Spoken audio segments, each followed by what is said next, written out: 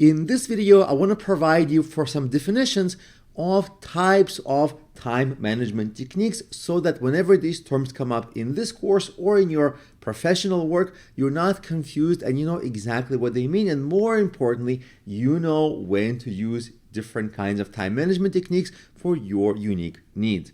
So time blocking is the most common time management technique. This is basically when you have, let's say, a calendar. Either use a Google Calendar tool, or even if you make a calendar schedule on a piece of paper, it's still a calendar. And you just block out some time, like from 1 to 2, I'm going to answer email. From 2 to 3, I'm going to work on project X. This is the most basic form of time blocking, but it has some variations. There is such a thing as day theming. For example, there's a famous podcaster who I know, and all he does is podcast. So day theming is what he does. For example, on Mondays, he records podcasts for the week. Like he might have 5 different guests and he might have recordings. On Tuesday, he edits, all editing. On Wednesday, it's all marketing. On Thursday, he appears on other people's podcasts to further promote his podcast. So you see, it's day theming. This is basic. And if you have only a few major core things you do all the time, day theming may work for you, but it's not for everyone.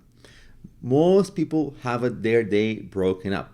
Now, what you can do if your day is broken up into a few different segments, like before lunch, after lunch, and you do different things, then you have another option. This option is called task batching. Task batching is basically like, let's say if you're going to answer 10 emails, you're not going to put in your calendar, answer email 1, answer email 2. You're going to put in your calendar, answer email. So if you have some kind of big tasks like errands or meetings or something else, and you just want to batch them, you don't want to be too detailed because it's just generally too time consuming to individually write out everything in your calendar, then you batch tasks. So you might, let's say, do software engineering, and you're like, okay, I'm programming for the next 4 hours and I'm programming. That's task batching. It's very, very helpful to give you a lot of time to focus on some particular problem. Especially more complex problems require larger batches of time. This is when it's useful. Now there's also time boxing, which we're going to cover extensively in this course. It's basically if you sometimes tend to be a perfectionist or spend a lot of time on some complicated task that's maybe never ending, well, it's never ending, right? And you can be a perfectionist and keep working on it, but that's going to balloon the time you need to spend on it, and it's going to push all your other tasks out of the way. So the time boxing fixes that by just you set beginning and end to your task. Say from 1 to 2, you're working on something, and if by 2 you're not done. What that does is it gets you to kind of hurry up a little bit, gets your adrenaline going, gets you focused more so that you can complete your tasks within the allotted time. Because if from 1 to 2 you're time boxing and after 2 you're doing something else, well, you have no choice, you better finish, right? So you kind of hurry up a little bit. It helps with procrastination, it helps with perfectionism, those things. Now, overall, this is under the category of time blocking. What comes before time blocking? To-do lists. To-do lists are the thing people do before time blocking.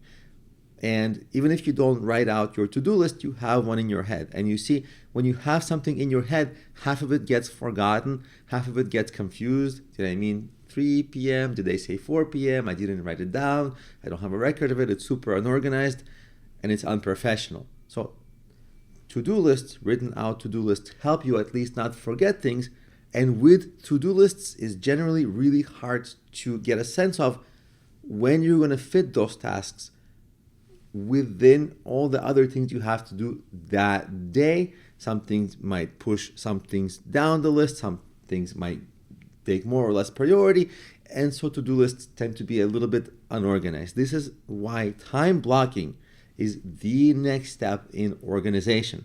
And to-do lists are great for their simplicity and that they are far better than nothing at all, which is planning in your head. So to-do lists are great.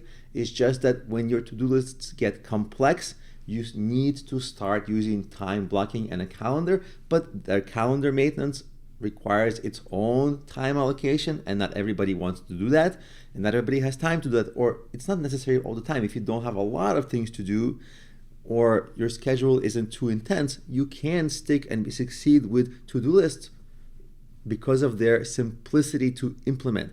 So if you're just starting with your time management, there's nothing too wrong with to-do lists. It's a stepping stone to give you momentum into planning out and organizing your day. But from now on, if somebody gives you some task or you have a schedule for the week or a day, you can think to yourself, what's a tool that's going to address the issues that I need? If I need to go quick, it's to-do lists. If I need to be more organized, it's time blocking. If I need to be even more organized or reverse procrastination or deal with things like perfectionism, then it's time boxing. We're going to talk about how to do all of these things in this course. So by the end of this course, you'll be a pro in all of these. But with this video, now you have the definitions and, importantly, the greater context of all the options and all the buzzwords within time management, so you're never confused and you always know which one is right for any situation.